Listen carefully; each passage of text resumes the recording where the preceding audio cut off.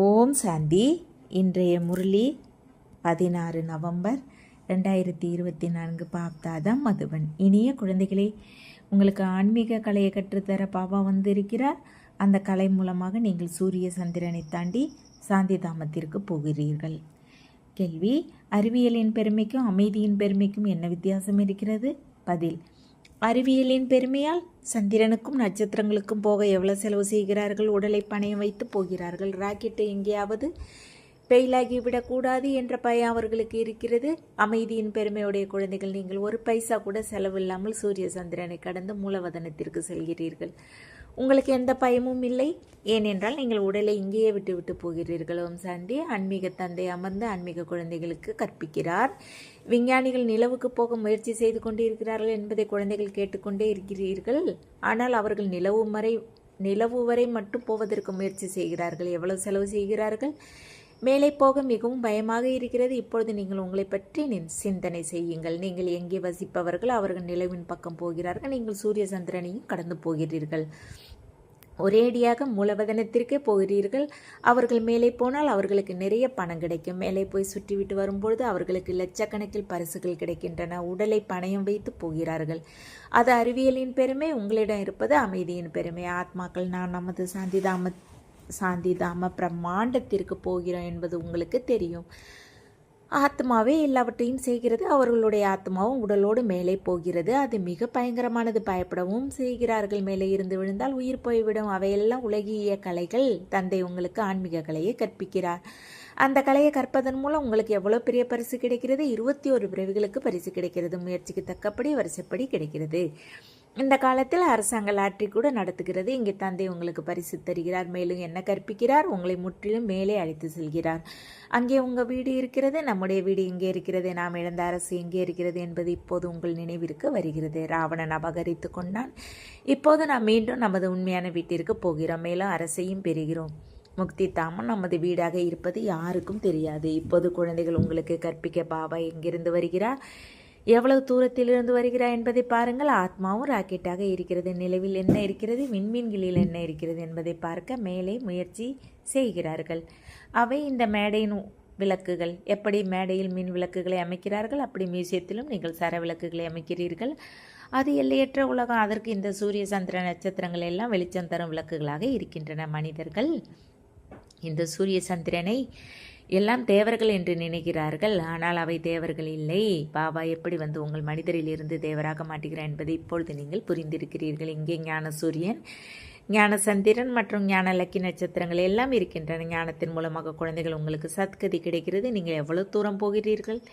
வீட்டிற்கு போவதற்கான பாதையை பாபா மட்டுமே சொல்கிறார். பாபாவை தவிர வேறு யாரும் நமது வீட்டிற்கு திரும்பி போக முடியாது. பாபா எப்போது வந்து அறிவுரை தருகிறாரோ அப்போது நீங்கள் தெரிந்து கொள்கிறீர்கள். ஆத்மாக்கள் நாம் எப்போது பவித்திரமாகிறோமோ அப்போது வீட்டிற்கு போக முடியும் என்பதையும் புரிந்திருக்கிறீர்கள். பிறகு யோக பலத்தின் மூலமாக அல்லது தண்டனையின் மூலமாக தூய்மையாக வேண்டும். எந்த அளவு தந்தையை நினைவு செய்கிறீர்களோ அந்த அளவு தூய்மையாவீர்கள் என பாபா புரிய வைத்து கொண்டே இருக்கிறார். நினைவு செய்யவில்லை என்றால் பதித்தமாகவே இருந்து விடுவீர்கள். பிறகு அதிக தண்டனை அனுபவிக்க நேரிவிடும். பதவியும் கெட்டுவிடும். நீங்கள் இப்படியெல்லாம் வீட்டிற்கு போக முடியும் என்பதை தந்தை தானே அமர்ந்து உங்களுக்கு புரிய வைக்கிறார். பிரம்மாண்டம் என்றால் என்ன, சூட்ச்மவாதனம் என்றால் என்ன என்று எதுவுமே அவர்களுக்கு தெரியாது. மாணவர்களுக்கு ஆரம்பத்தில் ஒன்றுமே தெரியாது. எப்போது படிக்க ஆரம்பிக்கிறார்களோ அப்போது ஞானம் கிடைக்கிறது.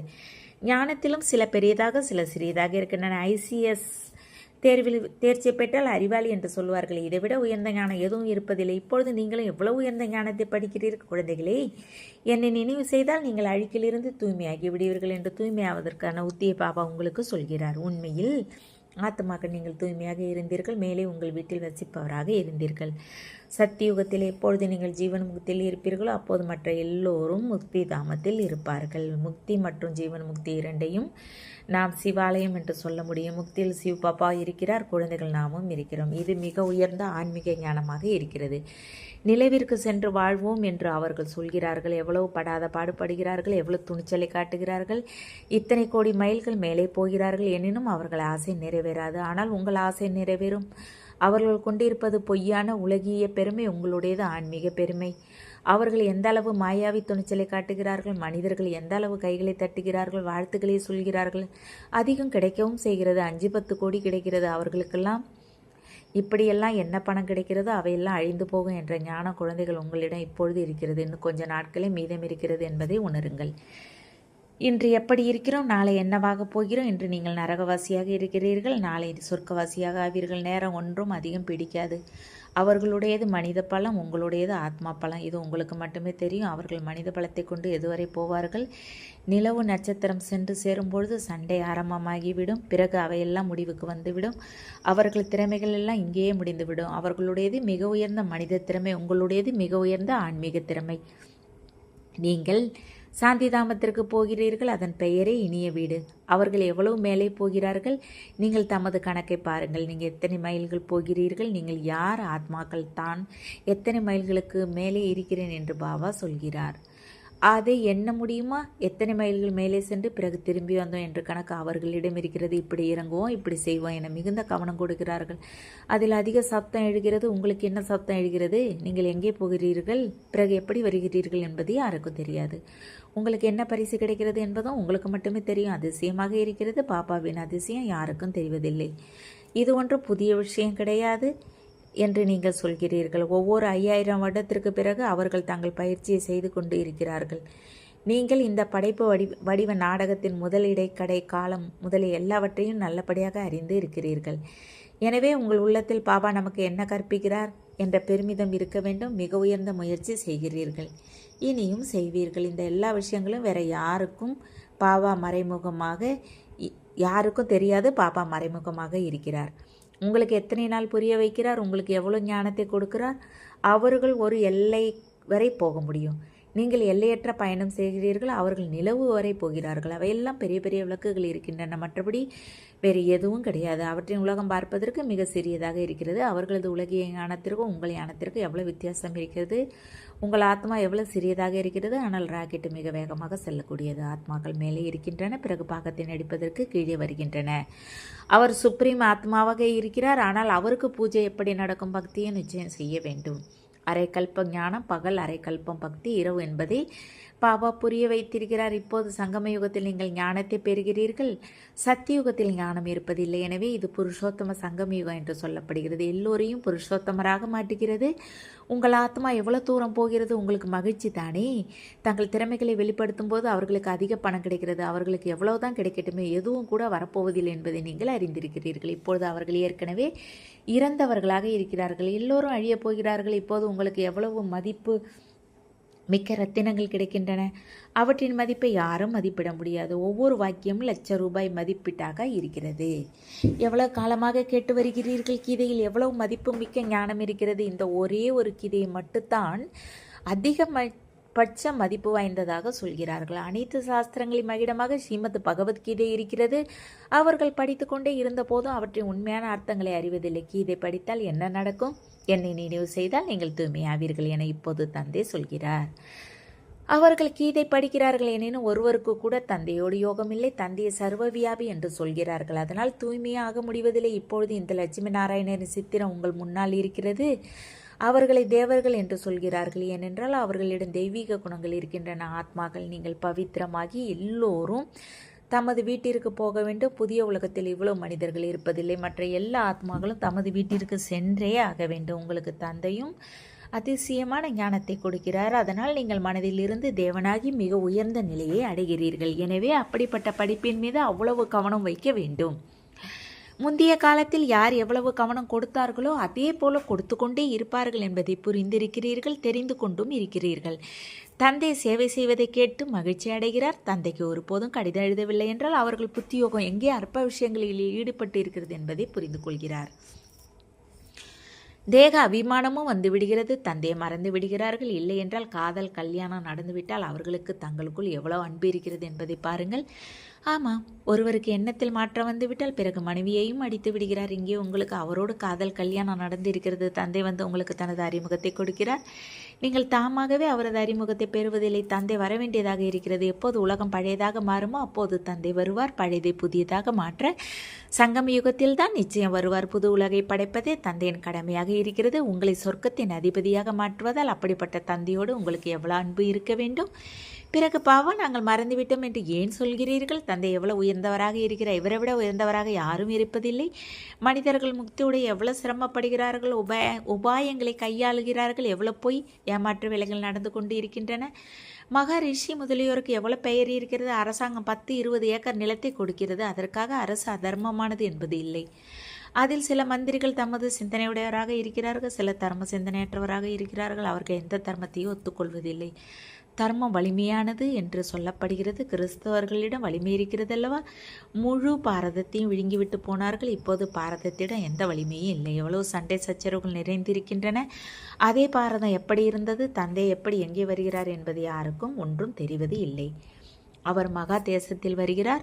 அங்கே முதலைகள் இருக்கின்றன. எதை வேண்டுமானால் தின்பவர்களாக மனிதர்கள் இருக்கிறார்கள். பாரதம் வைணவர்கள் நிறைந்த நாடாக இருந்தது.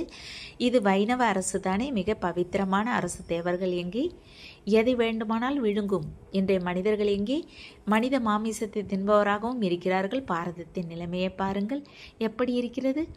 இப்போது உங்களுக்கு எல்லா ரகசியங்களையும் புரிய வைக்கிறார். மேலிருந்து கீழ்வரை எல்லா ஞானத்தையும் கொடுக்கிற முதலில் இந்த பூமியில் நீங்கள் மட்டுமே இருக்கிறீர்கள். பிறகு மனித எண்ணிக்கையில் அதிகமாகிக் கொண்டே போகிறது. இன்னும் கொஞ்ச காலத்தில் பெருங்கூச்சல் ஏற்படும். பிறகு ஐயோ ஐயோ என்று அலறிக்கொண்டே இருப்பார்கள். சொர்க்கத்தில் எவ்வளவு சுகம் இருக்கிறது என்பதை பாருங்கள். இந்த குறிக்கோளின் அடையாளங்களை பாருங்கள். அவை அனைத்தையும் குழந்தைகள் நீங்கள் தாரணையும் செய்ய வேண்டிய எவ்வளோ பெரிய படிப்பாக இருக்கிறது. பாபா எவ்வளோ தெளிவாக புரிய வைக்கிறார். மாலையின் ரகசியத்தையும் புரிய வைத்திருக்கிறார். மேலே உள்ள மலர் சிவபாபா, பிறகு ஜோடி மணிகள். இது இல்லற மார்க்கம் இல்லையா? துறவர மார்க்கத்தை சேர்ந்தவர்கள் மாலையை செமிக்க உரிமை பெற்றவர்கள். அது தேவர்களின் மாலை. அவர்கள் எப்படி அரசை பெற்றார்கள்? உங்களிலும் வரிசை இருக்கிறது. வாருங்கள், நாங்கள் உங்களுக்கு அப்படிப்பட்ட விஷயங்களை சொல்கிறோம். சிவபாபாவை தவிர வேறு யாருக்கும் தெரியாத, அதை வேறு யாரும் சொல்ல முடியாது என சிலர் எதற்கும் அஞ்சாமல் யாருக்கு வேண்டுமானாலும் புரிய வைக்கிறார்கள்.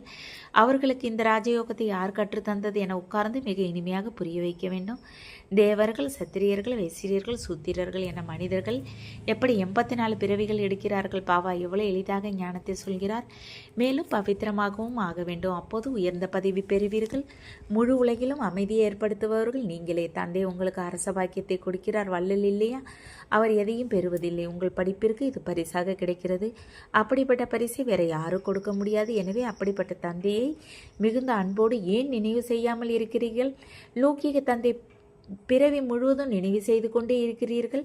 பரலோக தந்தையை ஏன் நினைவு செய்வதில்லை? இது யுத்த மைதானமாக இருக்கிறது. தூய்மையான நேரம் பிடிக்கிறது என்று தந்தை சொல்லியிருக்கிறார்.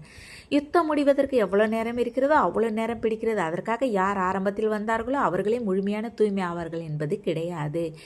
மாயாவினுடான சண்டை வெகு ஜோராக நடந்து கொண்டு இருக்கிறது என்று பாபா சொல்கிறார். நல்ல நல்ல குழந்தைகளையும் மாயா மென்று விடுகிறது. அவ்வளவு பலவீனமாக இருக்கிறது. யார் விழுகிறார்களோ அவர்கள் பிறகு முரளி கூட எங்கிருந்து கேட்பார்கள்? சென்றுக்கு வருவதே இல்லை என்றால் அவர்களுக்கு எப்படி தெரியும்? மாயா ஒரேடியாக பைசாவிற்கு உபயோகம் அற்றவராக மாற்றி விடுகிறது. முரளி எப்போது படிக்கிறார்களோ அப்போதே விழிப்பு வரும். அசுத்த வேலைகளில் ஈடுபடுகிறார்கள். யாராவது அறிவுடைய குழந்தை இருந்தால், நீ எப்படி மாயாவுடன் தோல்வி அடைந்தாய்? பாபா உனக்கு என்ன சொன்னார்? நீ பிறகு எங்கே போறாய் என்று அவர்களுக்கு விளக்கம் வேண்டும். ஒருவரை மாயா தின்று கொண்டு இருப்பதை பார்க்கும் பொழுது அவரை காப்பாற்ற முயற்சி செய்ய வேண்டும். மாயா முழுமையாக விழுங்கி விடாதபடி பார்த்து கொள்ள வேண்டும்.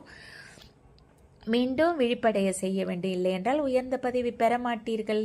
சத்குருவின் பெயரை கெட வைக்கிறீர்கள். நல்லது. இனிமேல் இனிமையான காணாமல் போய் கண்டெடுக்கப்பட்ட செல்ல குழந்தைகளுக்கு தாய் தந்தை பார்த்ததாவை அன்பு நினைவுகள் மற்றும் காலை வணக்கம். ஆன்மீக குழந்தைகளுக்கு ஆன்மீக தந்தை நமஸ்தே. ஆன்மீக தந்தைக்கு ஆன்மீக குழந்தைகள் அன்பு நினைவுகள் மற்றும் நமஸ்தே. தாரணைக்கான முக்கிய சார 1, பாபாவிடமிருந்து அமைதியின் கலையை கற்று இந்த எல்லைக்கு உட்பட்ட உலகை கடந்து எல்லையற்ற இடத்திற்கு போக வேண்டும். தந்தை நமக்கு எவ்வளவு அதிசயமான ஞானத்தை கொடுத்து எவ்வளவு பெருசை தருகிறார் என்ற போதை இருக்க வேண்டும். 2, அச்சமின்றி மிக இனிய வகையில் சேவை செய்ய வேண்டும். மாயாவின் சண்டையில் பலவீனமாகி வெற்றி பெற வேண்டும். முரளி கேட்டு விழித்திருக்க வேண்டும் மற்றும் அனைவரையும் விழிக்க செய்ய வேண்டும். வரதானம் பரம பூஜைக்கு உரியவராகி பரமாத்மா அன்பின் அதிகாரத்தை பெறும் சம்பூர்ண தூய்மையான ஆத்மாகுக. நான் பூஜைக்குரிய ஆத்மா இந்த சரீர வடிவ கோவிலில் அமர்ந்திருக்கின்றேன் என்ற நினைவை சதா வாழ்வில் கொண்டு வாருங்கள். அப்படி பூஜைக்குரிய ஆத்மாதான் அனைவருக்கு பிரியமானவர். அவரது ஜடமூர்த்தியும் அனைவருக்கு பிரியமாக இருக்கும். சிலர் தமக்குள் சண்டை போடலாம் எனினும் மூர்த்திக்கு அன்பு காட்டுவார்கள். ஏனென்றால் அவரிடம் பவித்திரம் இருக்கிறது. அதனால் மனமும் புத்தியும் சுத்தமாக இருக்கிறதா? கொஞ்சம் கூட அசுத்தம் கலக்கவில்லை தானே என்பதை தன்னிடம் கேளுங்கள். யார் அப்படி சம்பூர்ண சுத்தமாக இருப்பாரோ அவரே பரமாத்மா அன்பிற்கு அதிகாரியாக இருப்பார். ஸ்லோகன்: ஞானத்தின் பொக்கிஷத்தை தன்னிடம் தாரணை செய்து ஒவ்வொரு நேரமும் ஒவ்வொரு செயலையும் அறிவோடு செய்பவரை ஞானி ஆத்மா. ஓம் சாந்தி. தேங்க்ஸ் பாபா.